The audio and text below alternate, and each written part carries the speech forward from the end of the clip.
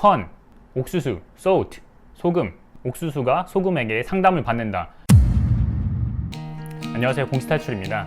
공무원 시험을 준비할 때 영어를 잘하는 사람은 단기 합격을 하고 못하는 사람은 장수생으로 가는 경우가 많습니다.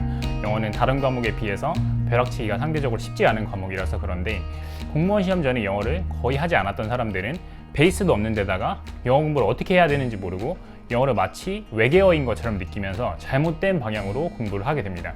그러면 영어 점수가 끝까지 오르지 않고 영어가 안 되니까 영어에 하루에 4시간, 5시간씩 투자 비중을 늘리게 되고 다른 과목 투자 시간은 줄어들게 되면서 과목별로 균형 잡힌 계획이 세워지지 않고 결국에는 수험 생활이 꼬이게 되죠. 그래서 영어 공부를 효율적으로 하는 방법을 알려드릴 건데 우리가 전쟁에 나가는데 총만 있고 총알만 없으면 당연히 지겠죠. 영어 공부에서 총알은 어휘, 문법, 구문 분석입니다. 문제풀이, 독해 위주로 양치기 공부를 하시는 분들은 정말 성적이 더디게 올라가실 거예요. 자, 우선 영어 문장에서 가장 작은 단위인 단어부터 암기를 제대로 하셔야겠죠. 베이스가 없는 분들은 처음부터 난이도가 있는 공무원 어휘를 잡으려고 하지 마시고 기본 어휘부터 차근차근 잡아 나가셔야 됩니다. 학원에서 나눠주는 프린트 이런 거에 집착하지 마시고 복화 베이직이나 복화 바이블, 이동기 3000과 같은 복화책 하나를 정하시고 한 권이라도 제대로 하고 다른 걸 보시면 좋겠습니다. 사실 어느 정도 두께가 있는 복화책을 완벽하게 소화하시면 어휘는 잡히게 되어 있거든요. 영어 단어를 외울 때에는 또 스펠링을 정확하게 기억을 하려고 하는데 그럴 필요는 없으시고요. 뜻을 보고 영단어를 떠올리실 필요도 없습니다.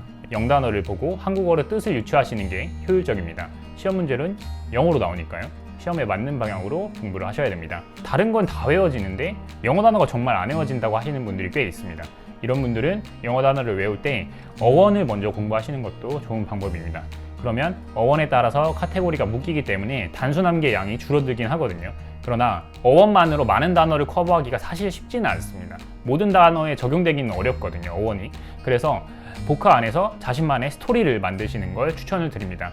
쉬운 예로 컨설트, 상담하다라는 단어가 외워지지 않으시면 컨, 옥수수, salt, 소금, 발음이 비슷하니까 그냥 소금이라고 하는 겁니다. 이렇게 연결시켜서 옥수수가 소금에게 상담을 받는다, 이런 식. 하나 더 하면 compulsory, 강제의, 의무적인이라는 단어가 외워지지 않으시면 컴퓨터, sorry, 미안해, 컴퓨터야, 강제로 꺼서 미안해. 말도 안 되는 소리 같지만 확실하게 효과가 있습니다. 영단어를 잘 못 외우시는 분들을 보면 단어를 외우시고 나서 책을 바로 덮습니다. 책을 덮기 전에 외워졌는지 안 외워졌는지 오늘 본 부분을 다시 처음으로 돌아가서 확인을 하고 넘어가셔야 됩니다. 이 과정 정말 얼마 안 걸리거든요. 꼭 해주시면서 내가 방금 공부한 단어의 기억이 살아있는지 아닌지를 확인해 주셔야 되고 외워지지 않았다면 다시 한번 봐주신 후에 넘어가셔야 내일 보셔도 기억이 나실 거예요. 똑같이 30분을 공부해도 30분 동안 꼼꼼하게 한 번만 보는 사람보다 30분 동안 대충 3번을 보는 게 단어 암기에는 더 효율적이라고 생각을 합니다. 단어를 외우실 때는 초반부터 모든 걸 다 가져가려고 하시는 것보다는 처음에는 표제어 중심으로 외우시고 표제어가 익숙해지면 자연스럽게 동의어나 반의어 쪽으로 눈이 가게 되어 있습니다. 이런 식으로 범위를 확장해 나가시면 좋고 최종적으로 영어 단어는 문장에 적용을 하면서 비로소 진정하게 낼 것이 됩니다. 영어 단어장을 보시면 단어당 예문이 하나씩 있을 텐데 복습을 하실 때 예문을 통해서 복습을 하시면서 단어의 뜻을 유추하시는 것도 좋은 복습 방법입니다. 문법으로 넘어가면 공부하실 때 개념을 모르신다면 개념 강의를 빠르게 한번 들어주시고 난 뒤에 문제풀이를 하셔야 되고 문법 문제의 해설을 보고 내가 해설을 스스로 볼 수 있을 정도라면 문풀로 바로 넘어가셔도 된다고 생각을 합니다. 저는 영어는 이동기 700제나 손진수 900제, 심우철 1000제와 같은 문법 위주의 책 하나만 진짜 계속 익숙해질 때까지 공부를 했고 많은 분들이 착각을 하시는 부분이 있는데 영어 문법은 개념서를 공부를 하시는 게 아닙니다. 예를 들면 개념서를 보면 사형식이 안 되는 어휘, 투부정사를 목적으로 취하는 어휘 이런 식으로 쭉 나열이 되어 있는데 효율적으로 공부를 하지 못하시는 분들은 처음부터 그걸 다 외우고 있습니다. 그러시면 안 되고 이걸 다 암기를 해도 문제 풀면 적용이 안 되거든요. 근데 보면 이동기 100포인트와 같은 요약서만 보면서 영어 문법을 대비하시는 분들이 있어요. 이런 방법은 문제풀이 연습이 충분히 되신 분에 한해서 효과가 있는 방법입니다. 효율적으로 공부를 하시려면 문제에서 내가 해당 개념을 틀린 다음에 이거 무슨 개념이지? 문제인식을 가지고 개념을 봐야 머릿속에 들어오거든요.